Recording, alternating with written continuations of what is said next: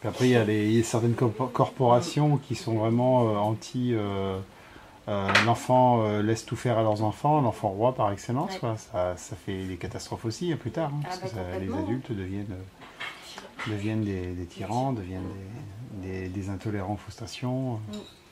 Ouais, ça, c'est Et terrible. on a plus de mal aujourd'hui avec les intolérants à la frustration qu'avec les bons névrosés qui ont vécu des traumas Peut-être, de toute et qui sont façon, résilients. j'imagine que les cas sont difficiles à traiter. Hein.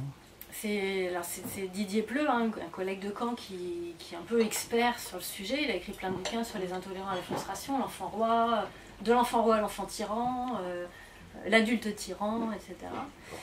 Et effectivement, il disait, mais un intolérant à la frustration, c'est hyper compliqué, parce qu'en fait, dès qu'il est frustré, il le vit mal, il s'écroule, il n'est pas résilient. Donc, vu qu'il n'a pas connu de difficultés, bah, le moindre petit truc, il s'écroule parce qu'il ne sait pas faire face. Donc à force de trop protéger, de trop couver, de trop faire à place des enfants, de trop les épargner, eh ben, on en fait des êtres vulnérables parce qu'ils ne savent pas faire face à des choses difficiles.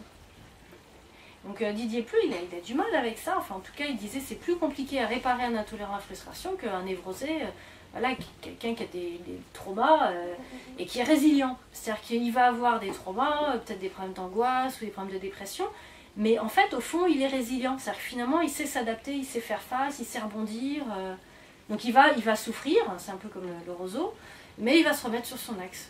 Parce qu'en fait, il sait faire face à des choses difficiles. Oui, puis ces fragilités vont devenir une force. Oui, ça a permis d'installer des ressources. En thérapie, ce qui est bien, c'est qu'on conserve les ressources et on nettoie les traumas. Ouais.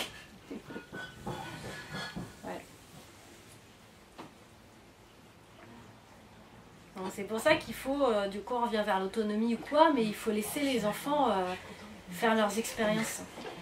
Alors c'est compliqué, hein, parce que je vais vous raconter ce que j'avais fait en formation avec Didier Pleu. C'était très illustrant. Donc on était en amphi et on était en formation avec des psychologues, des médecins, des psychiatres. Et puis il dit, est-ce que quelqu'un veut venir sur l'estrade avec moi pour qu'on fasse un petit jeu de rôle? Mais nous, on travaille toujours sur des vraies situations vécues. Donc il dit, il faut que ce soit une vraie maman qui a un vrai problème avec son enfant.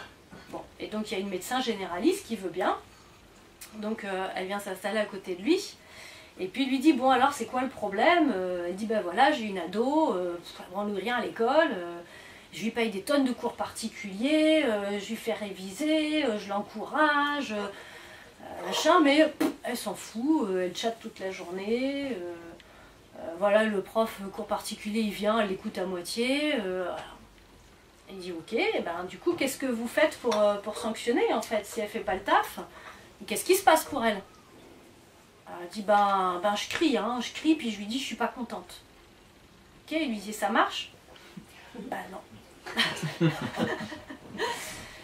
Alors il lui dit, qu'est-ce que vous pourriez faire qui l'atteigne, en fait, qui la frustre quand même un petit peu, quoi, qui la contrarie? Alors elle réfléchit, puis on la voit se décomposer, hein, parce qu'elle doit imaginer les trucs.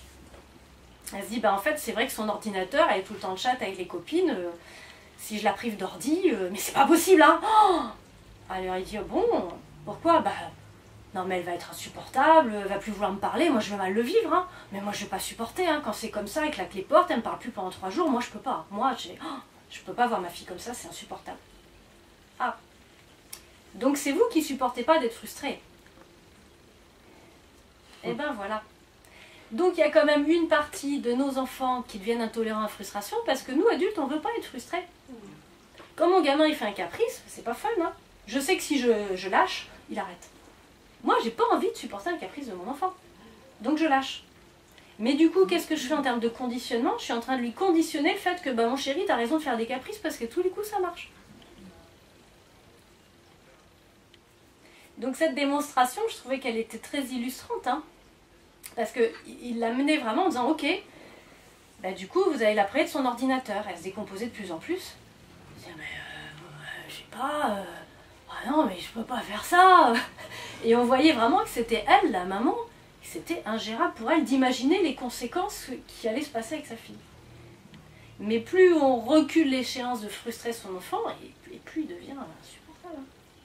Je me souviens alors maintenant je le fais plus, mais j'avais accepté de recevoir une maman avec son fils, je crois qu'il avait 16 ans, l'enfant roi. Hein.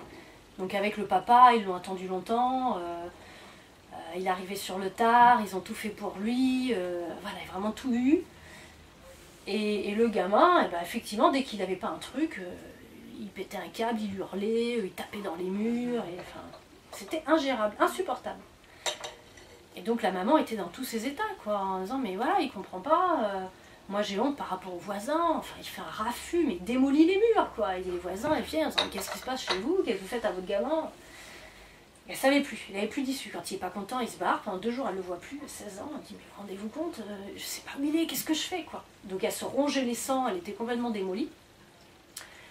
Donc je l'avais vue elle une première fois, j'accepte de les voir tous les deux, puis le gamin, alors rien à foutre. Hein. Sa mère, elle était démolie à côté, elle pleurait. Je lui dis, qu'est-ce que ça te fait de voir ta maman comme ça, qui souffre? De toute façon, elle est tout le temps comme ça, elle pleure tout le temps. Donc ce qui est compliqué, c'est qu'en fait, il n'y a pas la compassion. Qu'est-ce qu'on peut faire pour rétablir du lien quand finalement le gamin il est tellement autocentré qu'il n'est même plus en connexion avec sa maman et que ça ne l'atteigne plus de voir que sa maman est malheureuse. Ça, c'est compliqué. Et malheureusement, le fait de donner trop, enfin, on dit enfant roi, mais on ne s'en rend pas compte hein, quand on élève des enfants rois. Hein. On nourrit leur désir parce qu'on a envie qu'ils soient bien. Mais du coup, ça fait qu'on ne crée pas suffisamment de connexion à l'autre. Alors que les enfants qui ont souffert, je ne dis pas qu'ils souffrent, mais en tout cas, les adultes qui ont eu des enfants... Il y a de la sensibilité qui a été... finalement, on sait ce que c'est que de souffrir et on va être touché quand on voit quelqu'un qui souffre. Donc ça crée aussi cette désaffection émotionnelle que je trouve dangereuse dans notre société. Et en plus, c'est une société où on va vraiment valoriser l'ego, le tout pour sa pomme. Il faut que moi je sois bien. Pour réussir à avoir ce poste, il faut que je démolisse les autres, il faut que je casse un tel. Quelque part, on est une société où on va valoriser ce narcissisme. Et ça fait beaucoup de mal pour la compassion et pour la vie en société. On ne peut pas vivre en société si on n'est pas en compassion, si on n'est pas en lien avec l'autre. Donc remercions-nous d'être un peu névrosés en fait. Complètement. On est résilient, on est plein de ressources. C'est vrai, c'est vraiment important. Hein. On a fait face, on a traversé. Et ça, il faut se rendre grâce d'avoir pu traverser tout ça et d'être celui qu'on est. Ouais. La gratitude, c'est important. L'acceptation radicale.